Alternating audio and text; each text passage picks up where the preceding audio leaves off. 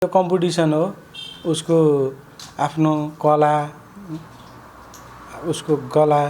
अब कुनै रियालिटी सोमा पनि ऊ गएकी थिइनँ, कुनै शास्त्रीय सङ्गीत अनि उसले गरेकी थिइनँ। तर मलाई नै अचम्म लाग्छ कि आउँथे, गुनगुनाउँथे, गीत गाउँथे। त्यो नानी तेरो त नाकेश्वर छ भनेर भन्थेँ मैले। अब त्यही नाकेश्वरले अहिले देश हल्लाइन। जति बेला नि अब नेपाल आइडल सिजन 3 को विजेता सज्जा चौलागाई भन्दै गर्दाखेरि चाहिँ नि त्यो धड्कन के भयो क्या एकछिन?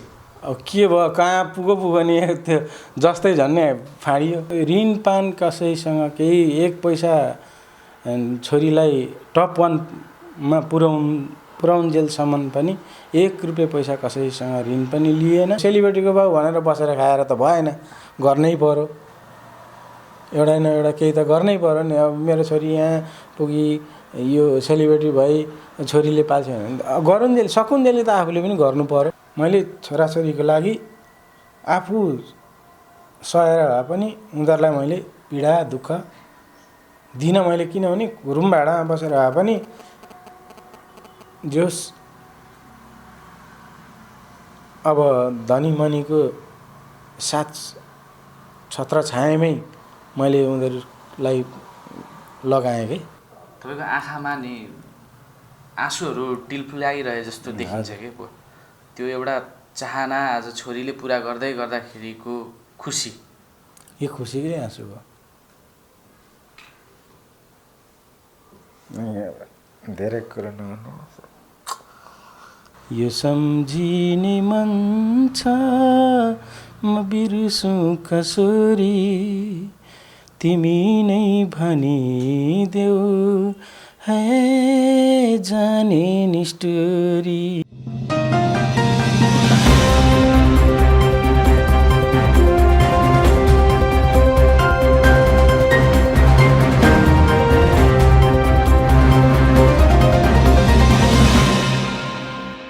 तपाईं हेर्दै हुनुहुन्छ युवा मन नेपाल। दर्शकबिन स्वागत छ, तपाईँ यति बेला युवा मन नेपाल हेर्दै हुनुहुन्छ। म छु कार्यक्रम प्रस्तुता किशोर श्रेष्ठ। दर्शकबिन, हिजो भएको नेपाल आइडल सिजन 3 को विजेता बन्न सफल सज्जा चौलागाईको बुवासँग आज हामी कुराकानी गर्न गइरहेका छौँ। आउनुहोस् उहाँलाई स्वागत गरौँ। स्वागत छ यहाँलाई। नमस्ते, टङ्क चौलागाई, सज्जा चौलागाईको बाबा। हजुरहरूले सज्जा चौलागाईलाई यहाँसम्म पुर्याइदिनु भयो, साथ सहयोगले गरेर। मेरो पथरी वडा नम्बर 2 निवासी सज्जा चौलागाई हाल आफ्नो कारणवश बाध्यताले गर्दाखेरि हामी काठमाडौँमा आर्थिक स्थिति कमजोरी हुँदाखेरि काठमाडौँमा गएर दुःख गरेर छोराछोरीलाई हुर्काइयो, बढाइयो, पढाइयो। सबै अब जे गर्नु थियो बाबुआमाको कर्तव्य हामीले गऱ्यौँ। र नेपाल आइडल सिजन 3 मा छोरी अहिले आइपुग्दाखेरि धेरै टपमा आइपुग्दाखेरि धेरै हर्षले अब बोल्न पनि गाह्रो भइरहेछ मलाई, यति हर्ष लागिरहेछ। हजुरहरूको साथ सहयोगले गरेर यहाँसम्म आइपुगी छोरी, हजुरहरूकै देन हो यसमा चाहिँ। अब बाबुआमाले त जन्म दिए, कर्म पनि दिनु पर्यो, तर विजेता बनाउने हजुरहरूकै साथ सहयोगले गर्दाखेरि यहाँसम्म आइपुग्यो। अहिले तपाईँलाई बोल्न पनि गाह्रो लागिरहेको छ। यो चाहिँ तपाईँलाई खुसीले होइन बुवा? तपाईँलाई हुन्छ नि, छोरी एउटा नेपालकै चर्चित रियालिटी सोमा गएर उपाधि चुम्दै गर्दाखेरि सम्भवतः छोरी मान्छेले चाहिँ होइन यो एउटा उपाधि जो कहिले चुम्न नसक्ने भन्ने हिसाबले पनि हेरिन्थ्यो है। विभिन्न रियालिटी सोहरूमा प्राय छोरा मान्छे नै विजेता बन्ने, तर यो पालि चाहिँ अब सज्जाले उपाधि चुमिन्, मनमा खुसी लागेको छ है। लागेको थियो कि थिएन तपाईँलाई सज्जाले उपाधि जित्छिन् भनेर चाहिँ? यो कम्पिटिसन हो, उसको आफ्नो कला, उसको गला। अब कुनै रियालिटी सोमा पनि ऊ गएकी थिइनँ, कुनै शास्त्रीय सङ्गीत अनि उसले गरेकी थिइनँ। तर मलाई नै अचम्म लाग्छ कि छोरी कसरी यो टप नेपाल आइडलमा कसरी सिजन 3 मा कसरी पुगी। म पनि घरिघरि कोही कोही बेला स्कुल सानैबाट उसले गर्दाखेरि पनि मैले आउँथेँ, गुनगुनाउँथेँ, गीत गाउँथेँ। त्यो नानी तेरो त नाकेश्वर छ भनेर भन्थेँ मैले। हजुर नाकेश्वर छ तेरो त भनेर भन्थेँ। अब त्यही नाकेश्वरले अहिले अब देश हल्लाइन। तपाईँलाई चाहिँ छोरीको स्वर एकदम नाकेश्वर लाग्थ्यो। नाकेश्वर लाग्थ्यो। अब आफू थाहा थिएन नि त, आफू त अब जेपिटी जस्तो भयो भने यसो गुनगुनाउने साथीहरूसँग गर्ने हल्का रमाइलो त्यस्तै हुन्थ्यो। अब त्यस्तो गर्दाखेरि अब छोरीले पनि अब बाबा गीत गाइदिन्न, यहाँ गरिदिन्न, त्यहाँ गरिदिन्न भनेर भन्थ्यो क्या, सिकाइदिन्न भन्थ्यो। अब मलाई त के थाहा, अब जे पाए पनि हिन्दी पनि गाइदिने, नेपाली पनि गाइदिने, लोकदोहोरी सोकदोहोरी सबै हानिदिन्थ्यो कि। जस्तो नि अब अरू कुराहरू जोडौँला होइन, हिजो फाइनल हुँदै गर्दाखेरि प्रत्यक्ष प्रसारण भइरहेको थियो, तपाईँ हेर्दै हुनुहुन्थ्यो कि? हेरिरहेको थिएँ। अनि त्यति बेला चाहिँ नि छोरीको नाम कति बेला आउँछ भन्ने एउटा मनमा होइन उत्सुकता पनि अथवा भनौँ त्यो धड्कन त धेरै थियो होला नि है? थियो कति बढेको थियो, अब चेक गरेको थियो भने त त्यतिखेर थाहा हुन्थ्यो होला, धेरै बढेको थियो धड्कन चाहिँ। अब जति बेला नि अब नेपाल आइडल सिजन 3 को विजेता सज्जा चौला गाई भन्दै गर्दाखेरि चाहिँ नि त्यो धड्कन के भयो क्या एकछिन? अब के भयो, कहाँ पुगो नि त्यो जस्तै झन्ने फाडियो कस्तो उफ्रेर है? खुसीले त्यस्तो हजुरहरूले पनि गर्नुभयो होला, हेर्नुभयो होला, हजुरहरूको पनि त्यो भयो। किनभने आफ्नो गाउँकी चेली होइन त्यो भयो होला, त्यो स्वाभाविकै हो। त्यो त अब हुने कुरै छैन। तपाईँले होइन भन्नुभयो छोरीको स्वर चाहिँ फाटेको जस्तो लाग्थ्यो भनेर, त्यो स्वरले आज उपाधि चुम्दै गर्दाखेरि खुसी चाहिँ कसरी साटिराख्नु भएको छ कि? यस्तै अब यी हजुरहरू आउनुभयो, अब हजुरहरूलाई साटेँ। अब यो भनेको अब सबै ओलमा जान्छ होइन, यही हो खुसी साटेकै भनेको। मैले अरू अब साथीभाइहरूसँग छँदैछु म। जस्तो नि अब उपाधि त उहाँले जितिसक्नु भएको छ होइन, तपाईँहरूले भोटको लागि त निकै दौडधुप गर्नु पर्यो नि है? त्यो दौडधुप अलिकति बताइदिनुहोस् न, कतिको शास्ति बेहोर्नु पर्यो? दौडधुप त अब यस्तै हो। म त अब भनिहालेँ, आर्थिक स्थिति भन्नै पर्दैन होइन, हजुरहरूलाई पनि थाहा छ। अब आर्थिक स्थिति कमजोरी नै थियो। अब त्यस्तो छोरी यो ठाउँमा पुगी दौडधुप त गर्नु परिहाल्छ नि। मैले अब मङ्सिरदेखि मैले दौडधुप गरिरहेको छु। मङ्सिरमै बाबा म नेपाल आइडलमा सिजन 3 मा म गएँ, पुगेँ भनेर उसले पहिलेको एपिसोड त्यो मै सेलेक्ट भएपछि नै म यतातिर आएको हो होइन। अब छोरीलाई त जन्मी यहाँ, हुर्की काठमाडौँ, आर्थिक स्थितिको कारणले गर्दाखेरि भएको थियो भने मेरो पथरीमा मेरो जग्गा जमिन भएको थियो भने म त्यहीँ गर्थेँ होला, तर यो ठाउँमा पुग्दिनँ थियो होला। फेरि एउटा सजाय यो ठाउँमा पुग्दिनँ थियो होला, मेरो चाहिँ अनुभव त्यो लाग्छ। तपाईँले भन्नुभयो नि आर्थिक अवस्थाकै कारणले बसेको ठाउँ नै छोडेर जानु परेको थियो? त्यो परेन, त्यो परेन मलाई। पथरीबाट मलाई त भन्दैछु नि, पथरी दमक भनेको त मलाई धेरै दुईवटा चाहिँ मैले सबै अब अहिले चाहिँ उसको एपिसोड हेरेर उसलाई मन पराएर अब नेपाल त छँदैछ, आफ्नो हो होइन, हाम्रो हो, छँदैछ। नेपालबाट त भइहाल्यो, साथ सहयोग विदेशबाट पनि भयो, ओलबाट उसको साथ सहयोग पाइ उसले। अब हाम्रो त नेपालकी छोरी, नेपालकी चेली भनेर हाम्रो त छँदैछ। अब नेपाली पनि विदेशमा त छन्, ओलमा छन्, उहाँहरूले पनि धेरै सबैले साथ सहयोग गरेर नै पक्कै पनि उहाँले उपाधि जित्नुभयो होइन। जस्तो नि मैले सोध्न चाहेको चाहिँ है, धेरै कुराहरू चाहिँ के हो भने अब रियालिटी सोहरूमा पक्कै पनि पैसाको चलखेल हुन्छ भनिन्छ होइन, धेरै भोट जसले पाउँछ उसैले जित्ने हो, त्यो भनेको पक्कै पनि पैसै नै त्यहाँ चाहिने हुन्छ। पछि चाहिँ धेरै रियालिटी सोहरूमा प्रतिस्पर्धीहरूले चाहिँ ऋण लागेको कुराहरू बाहिर आउने गर्छन् कि, कसैले गाई बेचेको, कसैले गोरु बेचेको कुरासम्म आउँछ होइन।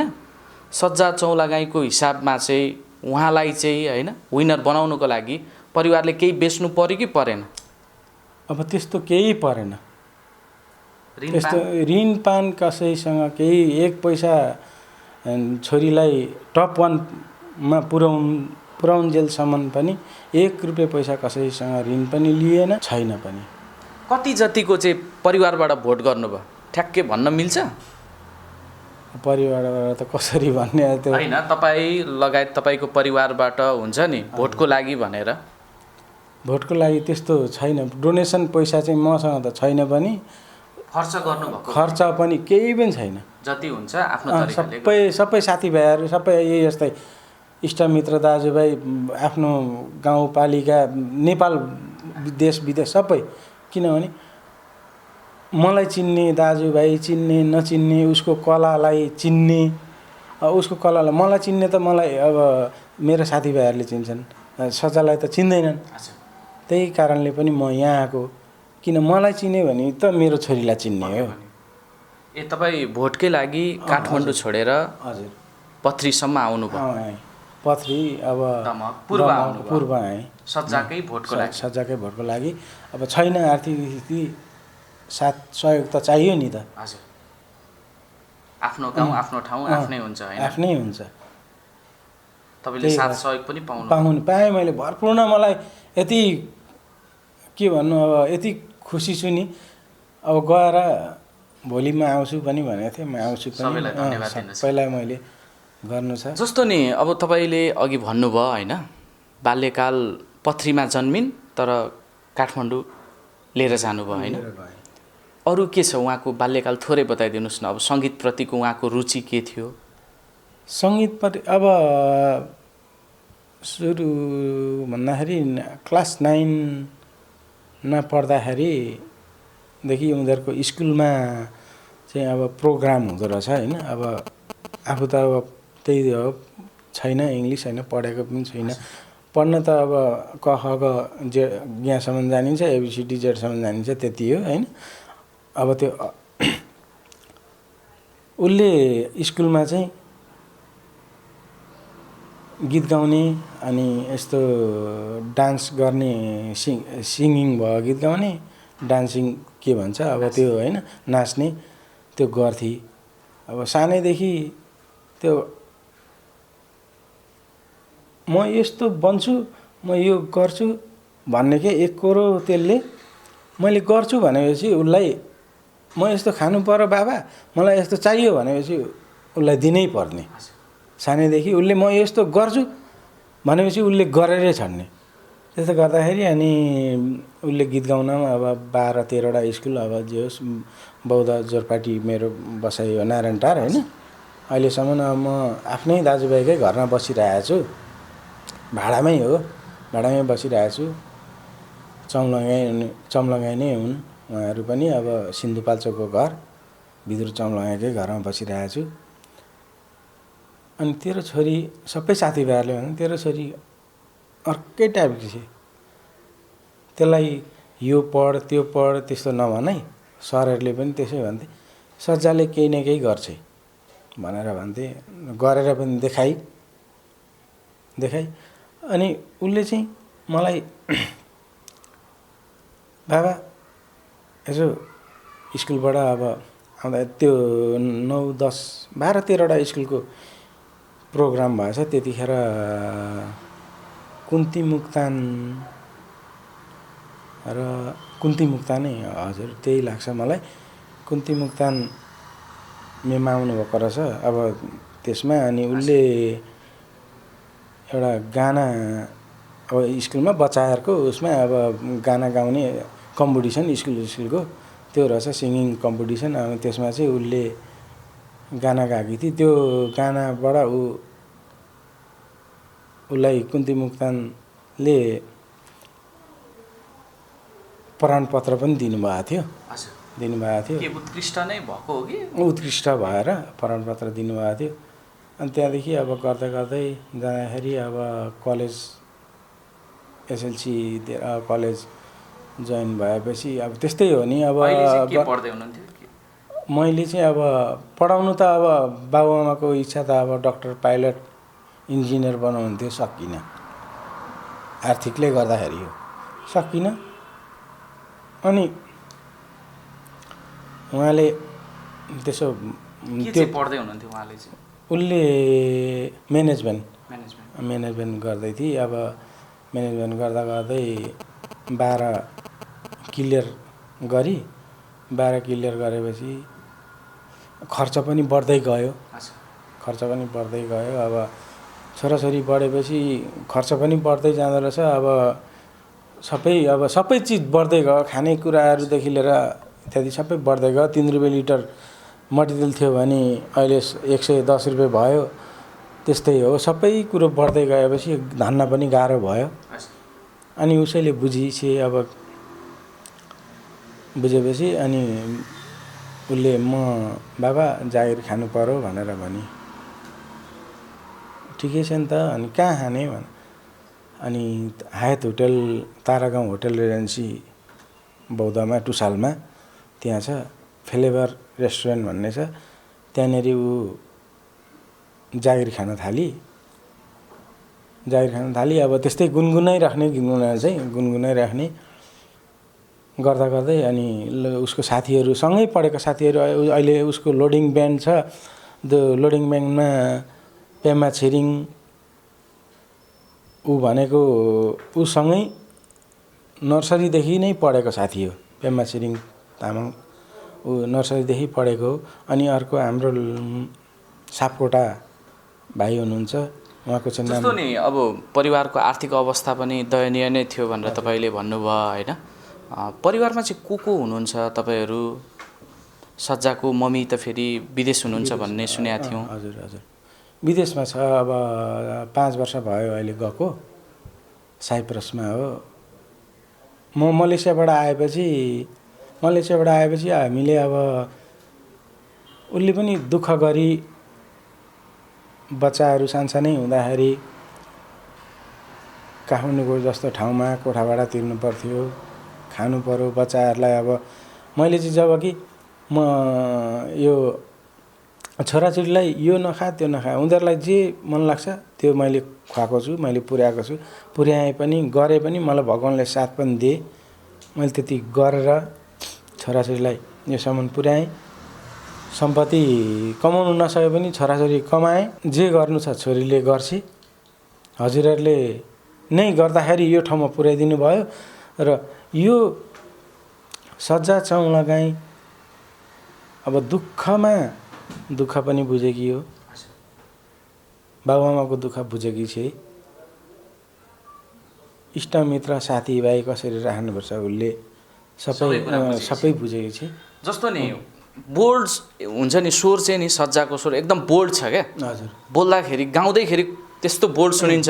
कहिलेकाहीँ तपाईँहरूसँग बोल्दाखेरि चाहिँ रिसाए जस्तो तपाईँहरूलाई त्यस्तो लाग्छ लाग्दैन? छैन त्यो उसले मलाई पनि त्यो बोल्दाखेरि अहिलेसम्म त्यस्तो कहिले पनि बोलेकी छैन। त्यो रिसाएर कहिले पनि गर्दिनँ पनि। म फोनै गर्दिनँ, उसैले फोन गर्छ, बाबा हजुर के गरिन्छ, कसो गरिन्छ, के गर्दै हुन्छ, औषधि खानु भयो भएन, अहिले भुजा खानु भयो कि भएन, सबै सोध्छ। मम्मीले चाहिँ थाहा पाइसक्नु भयो होला होइन? कुराकानी भयो तपाईँहरूको? थाहा पाइसकेको छ। मेरो अहिले भएको छैन, मेरो मोबाइल बिग्रेर अहिले त्यो स्क्रिन टच मोबाइल छैन, भाइबर मेसेन्जरमा कुरो हुन्थ्यो। अहिले चाहिँ भएको छैन भनौँ न, त्यो त 10-15 दिन भयो भएको छैन। अनि जस्तो नि विदेश गएको चाहिँ कति भयो मम्मी चाहिँ? मम्मी गएको भनेपछि 71मा गएको हो। भनेपछि 6-7 वर्ष भइसकेको छ। 71मा गएको भन्दाखेरि अब 6-7 वर्षै भयो। 7 वर्षदेखि आउनुभएको छैन? आएँ बिचमा आएर अस्ति भन्यो 2 वर्ष भयो आएको। 2 वर्ष भएर फेरि गएको। उता अब आउँछ होला, अब छोरीले बोलाउँछ होला नि। सुख दुःख होइन, अब यहाँसम्म तपाईँले छोरीहरूलाई ल्याउनु भयो, परिवारलाई ल्याउनु भयो तपाईँले होइन। अहिले अब एउटा सफलता हातमा परेको छ है। त्योसँगै पुरस्कार पनि छ 50 लाख हजुर होइन। अब त्यो 50 लाख चाहिँ के गर्ने? सज्जाले त काठमाडौँमा चाहिँ घर बनाएर परिवारलाई राख्ने भन्ने सपना साँचेको होलिन्। हो त्यो साँचेको छ उसले, त्यो साँचेको छ। यो 100% हो, बनाउँछ पनि राख्छ पनि। त्यो 50 लाखको के गर्ने तपाईँको चाहिँ सोच के छ त्यो भनिदिनुहोस्। मैले 50 लाखको के गर्नु र? अब मलाई त अब त्यो 50 लाखमा के गर्ने? म यहाँ दमकमा एउटा सानो जग्गा अलिकति लिएको छु, आफ्नो हुर्केको पथरीमा पनि सानो एउटा झुपडी बनाएर मेरो दाजु छ, त्यो दाजुलाई राख्न पाएँ भने र एउटा यहाँ घर बनाउनु पाएँ भने भयो। तपाईँको सपना? मेरो सपना तपाईँलाई गरेर खान त जसरी नि, अब सेलिब्रेटीको बाउ भनेर बसेर खाएर त भएन, गर्नै पर्यो। एउटा न एउटा केही त गर्नै पर्यो नि। अब मेरो छोरी यहाँ पुगी, यो सेलिब्रेटी भई, छोरीले पाल्छ भने गरुन्जेल सकुन्जेली त आफूले पनि गर्नु पर्यो। अझैसम्म छ, गर्छु। एउटा घर चाहिँ जे होस् अर्काको घरमा मर्नु नपरोस्, आफ्नै घरमा मर्नु परोस्, मेरो त्यही तपाईँको सपना? सपना आफ्नै घर होस् भनेर। आफ्नै घर। तपाईँको आँखामा नि आँसुहरू टिलफुलाइरहे जस्तो देखिन्छ कि पो।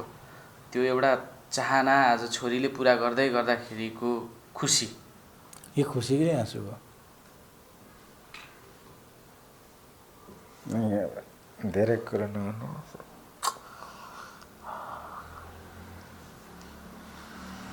सबै बाउआमाले सपनाहरू त देखेको हुन्छ नि होइन, आफ्नो छोराछोरीहरूलाई लिएर।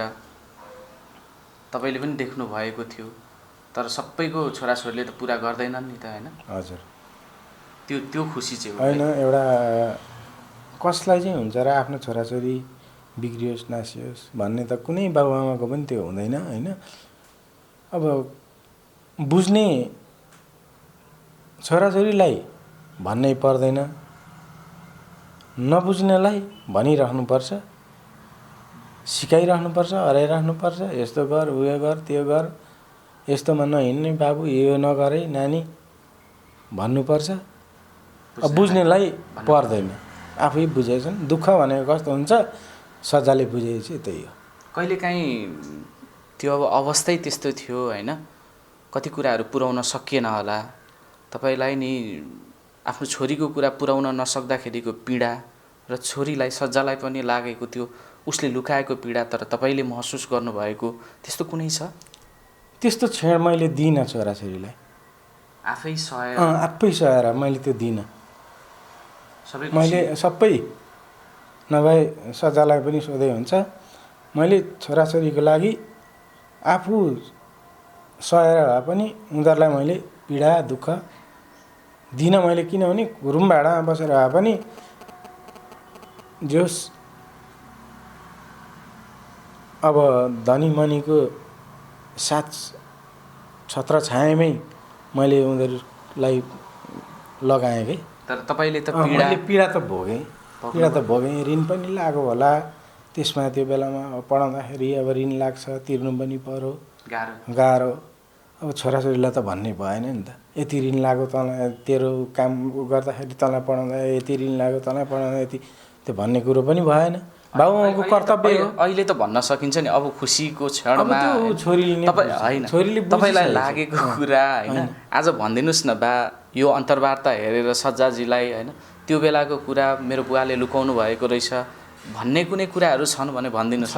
छैन, त्यसमा कुनै लुकाएको पनि छैन। म लुकाउँदिनँ पनि, लुकाउनै आउँदैन। मैले भन्न खोजेको चाहिँ छोराछोरीलाई त देखाउने भन्ने कुरा उसले बुझेको छ त्यो त। अब त्यो मैले लुकाउने कुरै होइन। अब छोराछोरीलाई आफ्नो फ्यामिलीलाई कुरो लुकायो भने सकिहाल्यो नि, त्यो कुरो लुकाउने कुरो भएन नि। ठिक छ, अब खुसीको कुराहरूलाई नै जोडौँ न है। विजेता बन्दै गर्दाखेरि तपाईँको मनमा खुसी हुनु, तपाईँ खुसी हुनु होइन, तपाईँको परिवार खुसी हुनु, सब ठिक छ। अब छोरी अब हुर्किँदै गएको पनि हो, पक्कै पनि। कति वर्षको पुग्नुभयो? अहिले 22-23 वर्ष लाग्यो। बिहेको बारेमा चाहिँ के सोच्नु भएको छ तपाईँले? अब हेर्नु, अब बिहेको बारेमा चाहिँ अब मैले बाबुआमाले सोचेर पनि हुँदैन र सोच्नु पनि पर्छ र सोचेर पनि हुँदैन। तर तपाईँले केही त सोच्नु भएको छ पक्कै। अब सोच्न त सोचेको छु, भन्नुहोस् न। गरिदिने बे नै गरिदिने। यसै ऋण लाग्यो उसै ऋण लाग्यो, अब ऋण त छँदैछ नि, दिन चाहिँ नलागोस्। हुन्छ नि कस्तो खालको केटा भइदिए चाहिँ मेरो छोरीलाई होइन हरदम हर त्यो त मैले भन्नु अब मैले कस्तो खालको, अब म जस्तै भन्न मिल्दैन।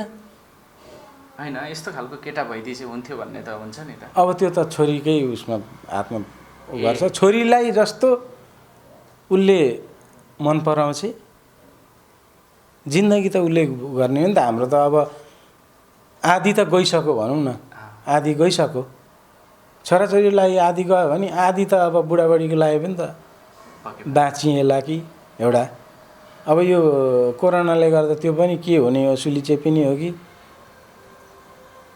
त्यो पनि डर छ, तरास छ। नभए त तपाईँले यो भन्दै गर्दाखेरि नि नेपाल आइडल भित्रकै केहीलाई चाहिँ कोरोना लाग्यो र क्वारेन्टाइनमा बस्नुपर्छ भन्ने कुराहरू आइरहेको छ। कतिको डर छ बा सज्जालाई पनि लाग्यो कि? हो त्यो पनि हुन्छ। अब त्यो अब कतिजना चाहिँ त्यहाँ अडिसन अब के अरे दर्शकहरू त थिएनन् अस्तिदेखि नै। अब त वाद्यवाजक बजाउनेहरू, जज सरहरू होइन, अब जति अब सिङ्गरहरू भए उनीहरूलाई पनि हुनसक्छ। एकजनालाई भेट्यो अरे सदस्यलाई भनेपछि हिजो मैले हेर्दाखेरि चाहिँ ठ्याक्कै अब सज्जाको गाना पनि सिदिनु, ठ्याक्कै त्यो टिभी नै बन्द भयो। अब यो रोकिने हो कि जस्तो पनि भयो क्या। अब रोकिने हो कि जस्तो पनि भयो र पनि अब रोकिएन। फाइनल त भयो, फाइनली भयो, तर त्यसमा डर चाहिँ छ।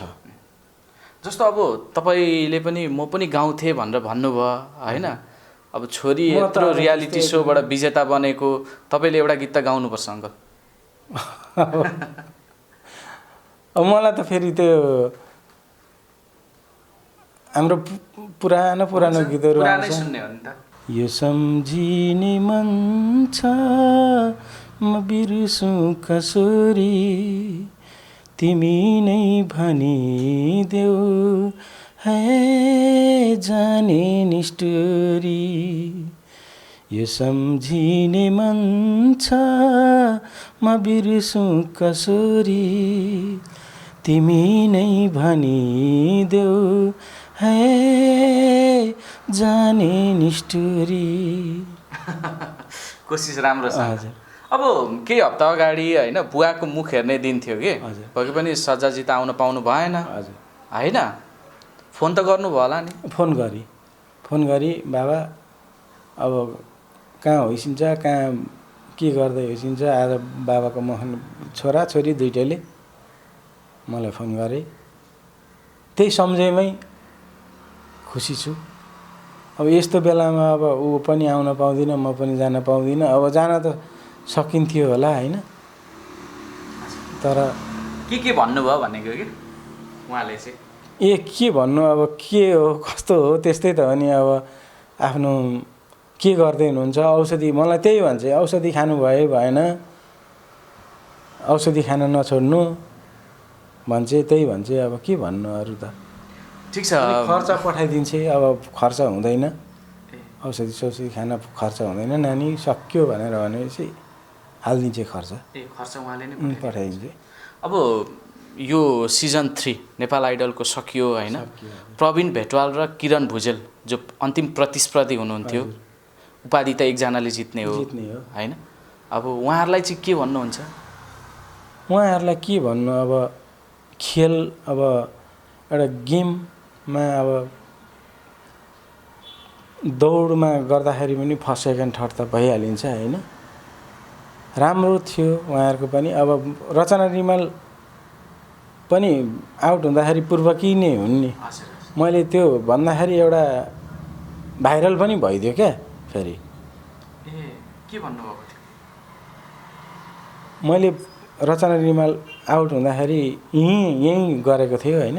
AP1 नै आयो, AP1 हो कि कुन च्यानल आएको थियो।